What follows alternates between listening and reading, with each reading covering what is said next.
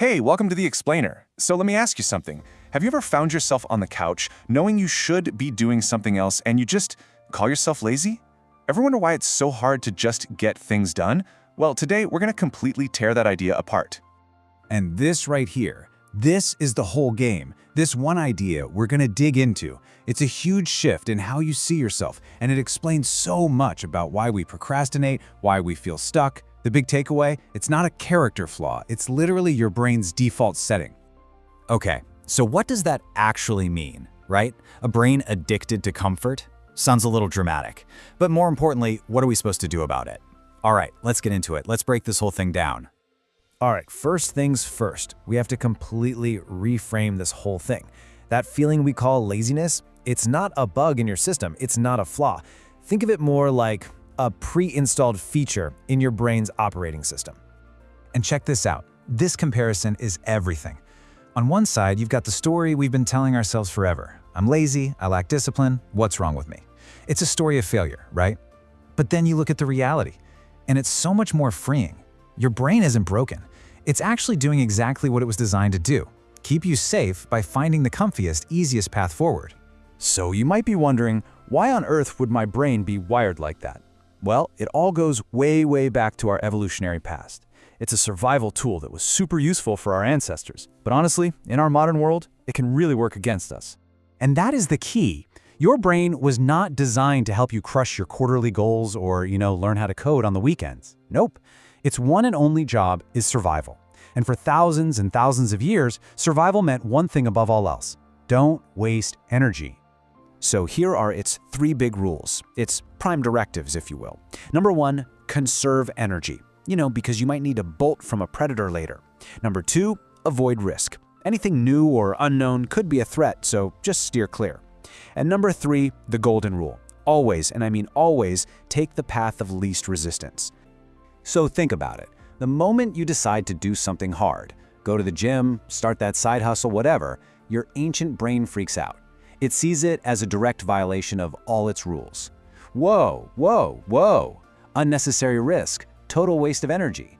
And so what does it do? It fights back. It throws up all those excuses, that feeling of resistance, that overwhelming urge to just, check Instagram instead. So what happens when you take this ancient, survival-wired brain and drop it smack dab in the middle of our modern world? Well, it's a bit of a collision. Because today, comfort isn't something we have to search for. It's literally everywhere. And that, my friends, creates a really dangerous trap. I mean, just think about it for a second. Our entire environment is basically a candy store for our brain. It's just flooded with easy rewards, these little hits of dopamine. We're surrounded by instant gratification on a level our ancestors couldn't even have dreamed of. And I'm talking about the obvious stuff.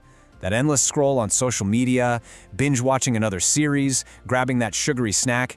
Every single one of those things gives your brain a little squirt of dopamine, that feel-good chemical. It's cheap, it's easy, and it's instant. And here's where it gets bad. This creates a really vicious cycle. Your brain starts getting used to these quick, easy hits. It gets trained to expect them. So when you try to do something meaningful, something that takes effort and provides a reward later, it feels impossibly hard. It feels boring. It's not that you're lazy, it's that your brain's entire reward system has been completely hijacked. Okay, so that's the diagnosis. But what's the solution? How do we fix this? Well, the really good news is that you absolutely can retrain your brain. So let's get into the blueprint. Here's how to break free. Okay, this right here might be the single biggest lie we've been told about productivity. We think we need to wait for motivation to strike, but that's completely backward. Motivation doesn't create action. Action creates motivation. You've got to get the ball rolling first, and then the feeling follows. So here's the 5-step plan. This is how we're going to rewire your brain. First up, awareness. You just have to start noticing. There I go again, choosing comfort. That's it. Second, start small, and I mean tiny. The goal isn't to change the world overnight, it's just to build a little momentum. Third, embrace discomfort. Start seeing that feeling of, this is hard, as a good thing. It's not a stop sign, it's proof that you're growing. Fourth, build systems. Stop relying on willpower. Create routines and habits that make the right actions almost automatic. And finally, number 5, and this is a big one, control your dopamine. You have to intentionally cut back on the cheap, easy distractions to let your brain reset. And a huge piece of this puzzle is your environment. You've got to stop trying to fight an uphill battle against yourself all day long. The secret is to design your space so that it works for you. Make good habits super easy and make bad habits a pain. You want to read more? Okay, put a book on your pillow. You want to scroll less? Put your phone in another room. The goal is to make the right choice the path of least resistance.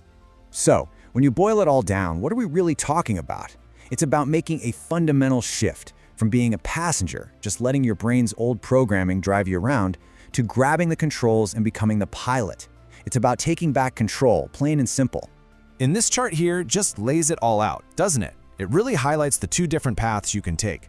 On one side, you're controlled by your mind. You wait for motivation to show up. On the other, you train your mind. You act even when you don't feel like it.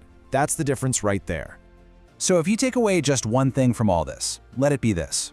Your future isn't built on those rare, flashing moments of inspiration. It's not about what you think about doing sometimes.